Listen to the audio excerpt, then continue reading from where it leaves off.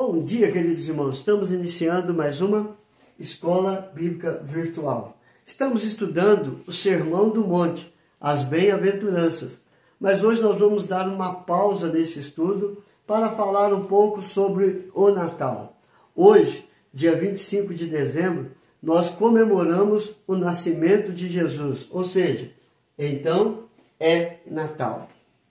Para entendermos sobre o nascimento de Cristo Jesus, nós temos que ver e conhecer a palavra de Deus. Olhar desde o Antigo Testamento até o Novo Testamento, o que fala a respeito do nascimento de Cristo Jesus, para entendermos a sua vinda neste mundo. Então nós vamos ver qual é o papel do Antigo Testamento em relação ao nascimento de Cristo Jesus, ao nascimento de Jesus. Qual é o papel? Olhando para a Bíblia Sagrada, nós vamos ver que ela é dividida em duas partes, o Antigo Testamento e o Novo Testamento. O Antigo Testamento é o plano de fundo da vinda de Cristo Jesus, ou seja, é a promessa que viria o Senhor e Salvador da nossa vida. Por quê? Porque Deus criou Adão e Eva à imagem e semelhança dele, pureza, retidão, santidade. Entretanto, o pecado destruiu esta imagem de Deus no homem, e o homem se tornou morto nos seus delitos e pecado espiritualmente. Então, como o Antigo Testamento é o plano de fundo da vinda de Jesus, com o pecado no mundo, o primeiro relato da vinda foi pronunciada pelo próprio Pai. Ou seja, Deus foi o primeiro a mostrar que Jesus viria a este mundo. Em Gênesis capítulo 3, verso 15, é conhecido como proto-evangelho, ou seja, o primeiro evangelho, diz: porém, inimizade entre ti, a serpente, e a mulher, entre a tua descendência e o seu descendente, e este te ferirá a cabeça e tu lhe ferirás o calcanhar. O descendente aqui é o descendente da mulher, que é o Filho de Deus, que viria de uma virgem para vir ao mundo pisar a cabeça de Satanás, porque Satanás veio destruir aquilo que Deus havia criado. Então, o primeiro relato da vinda, do nascimento de Cristo Jesus, foi o próprio Deus quem deu. Depois vieram as prefigurações, ou seja, episódios que faziam alusão à sua vinda e morte. Como, por exemplo, nós temos Gênesis capítulo 22, 12 e 13. Então lhe disse: não estendas a mão sobre o rapaz e nada lhe faças, pois agora sei que temes a Deus, porquanto não me negaste o filho, o teu único filho. Tendo Abraão erguido os olhos, viu atrás de si um carneiro preso pelos chifres entre os arbustos. Tomou Abraão o carneiro e o ofereceu em holocausto em lugar do seu filho. Deus havia prometido a Abraão que ele teria um filho. E o filho nasceu. Em um determinado momento, Deus pediu a Abraão que sacrificasse o seu filho como oferenda ao Senhor. Esta oferta simboliza a oferta que Deus faz por meio de Cristo Jesus para salvar o homem pecador. O filho de Abraão simboliza, prefigura Cristo Jesus sendo sacrificado em prol de homens pecadores. Um outro episódio também que nós podemos ver é Números capítulo 20, verso 11 e o verso 12. Moisés levantou a mão e feriu a rocha 2 vezes com o seu bordão, ou cajado, e saíram muitas águas, e bebeu a congregação e os seus animais. Mas o Senhor disse a Moisés e a Arão: visto que não crestes em mim, para me santificardes diante dos filhos de Israel, por isso não fareis entrar este povo na terra que lhe dei. Números capítulo 20, verso 11 e verso 12. Nesse texto, o povo estava ali no deserto, estava com sede, e Deus falou para Moisés ir até a rocha e falar à rocha, e daquela rocha iria sair água. Ao invés de Moisés chegar lá e falar com a rocha, ele pega a sua vara, o seu bordão, e bate 2 vezes na rocha. A rocha ali simboliza Cristo, que seria espancado para morrer pelos nossos pecados. Então você vê 2 pré-figurações que simbolizavam a vinda e o sofrimento de Cristo. Também nós vamos ver muitos profetas falaram a respeito do nascimento de Jesus, sobre o local do seu nascimento, o seu nome e até mesmo o seu sofrimento. E isso fica bem claro em algumas passagens bíblicas. Não vou relatar todas, mas somente algumas para a nossa compreensão. Miqueias capítulo 5, verso 12. O local onde Jesus iria nascer. E tu, Belém Efrata, posto que pequena entre os milhares de Judá, de ti me sairá o que governará em Israel, e cujas saídas são desde os tempos antigos, desde os dias da eternidade. Miqueias 5:2. Ou seja, Jesus nasceu na cidade de Belém, cidade de Davi. Então você vê, o local onde Jesus havia de nascer foi profetizado bem antes, dizendo que em Belém Jesus iria nascer. Também temos aqui o nome do Emanuel, Isaías 7,14. Porquanto o Senhor mesmo vos dará um sinal, eis que a virgem conceberá e dará à luz a um filho, e lhe chamará Emanuel, que significa Deus conosco. Quando o anjo foi falar com Maria, disse: o ente querido que há de nascer será chamado Emanuel, que significa Deus conosco. E também sobre o sofrimento. Isaías 53:7. Ele foi oprimido e humilhado, mas não abriu a boca. Como cordeiro foi levado ao matadouro, e como ovelha muda perante seus tosqueadores, ele não abriu a boca. Isaías 53, verso 7. Falando a respeito do sofrimento de Cristo na cruz, para mostrar que ele era o Cordeiro de Deus que tira o pecado do mundo.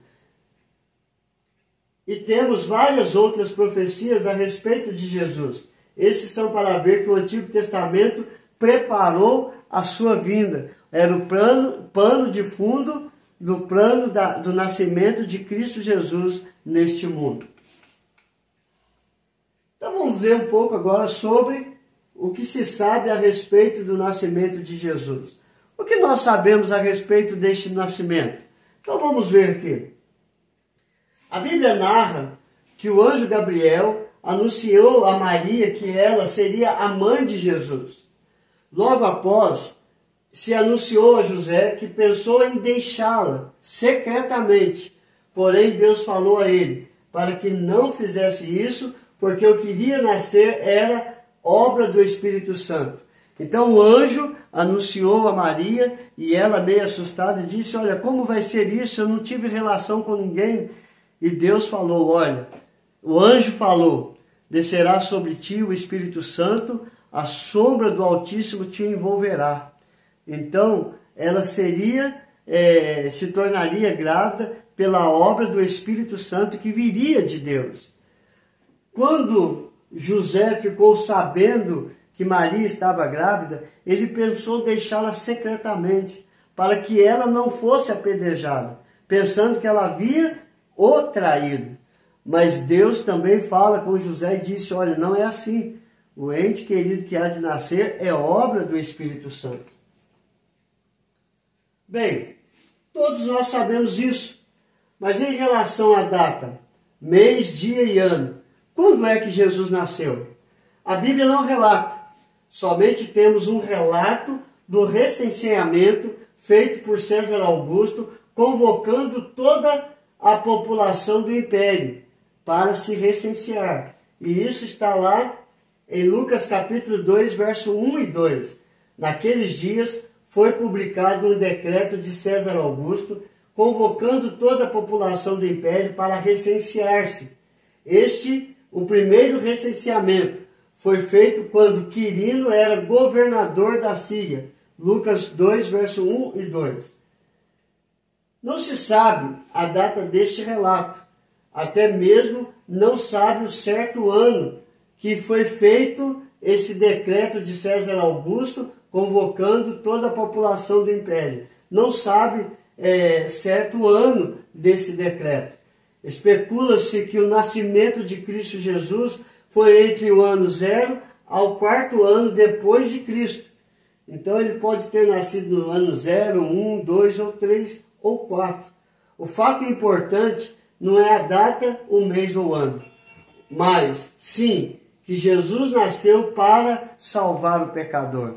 Se Jesus nasceu em janeiro, fevereiro, março, abril, ou qualquer outra data, ou qualquer outro dia, não importa para nós. O que importa é que Jesus nasceu para salvar o homem pecador.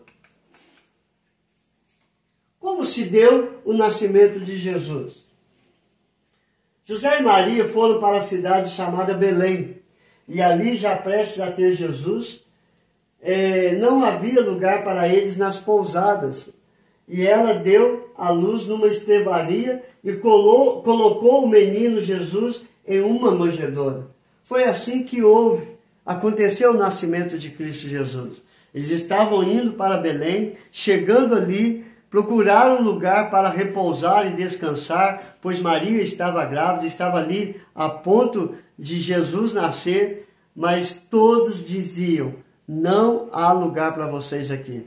Então eles foram para uma estrebaria e ali Jesus nasceu, como está relatado em Lucas capítulo 2, versos 6 e 7. Estando eles ali, aconteceu completarem-se-lhe os dias, e ela deu à luz o seu filho primogênito, enfaixou-o e o deitou numa manjedoura, porque não havia lugar para eles na hospedaria.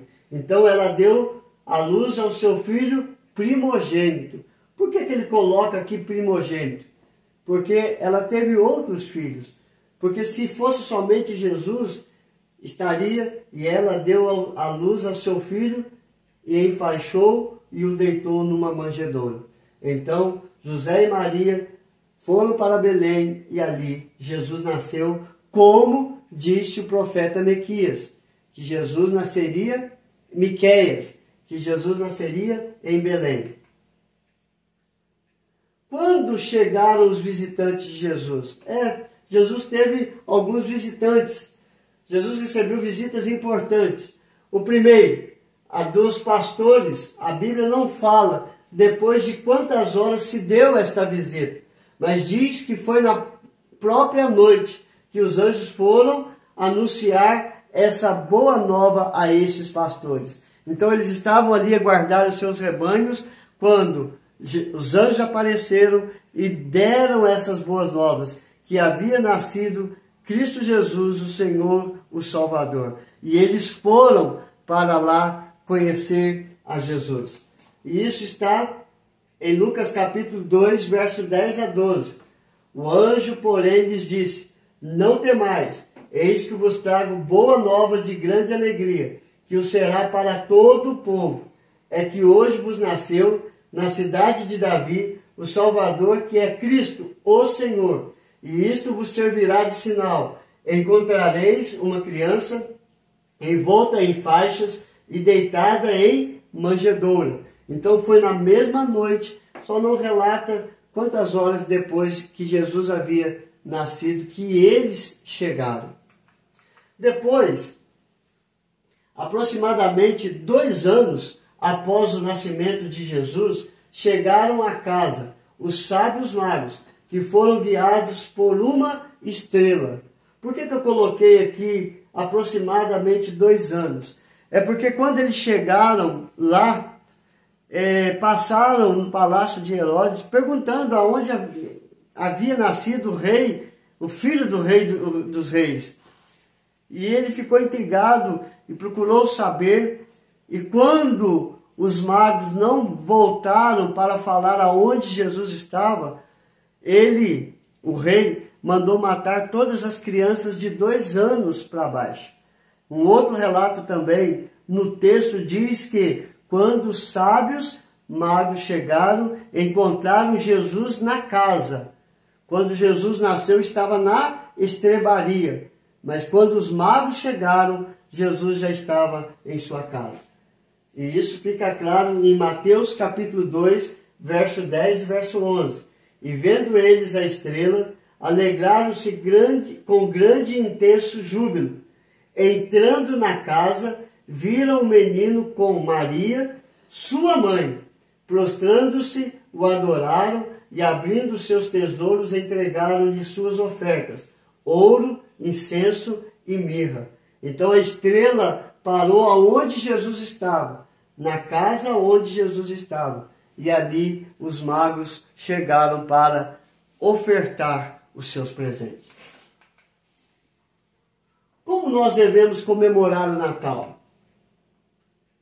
Algumas pessoas acham que não devemos comemorar o Natal, por ser uma festa pagã, por não saber o dia da data do nascimento de Cristo Jesus. Outros por ser uma festa de comércios e bebidas e se esquece de Jesus Cristo.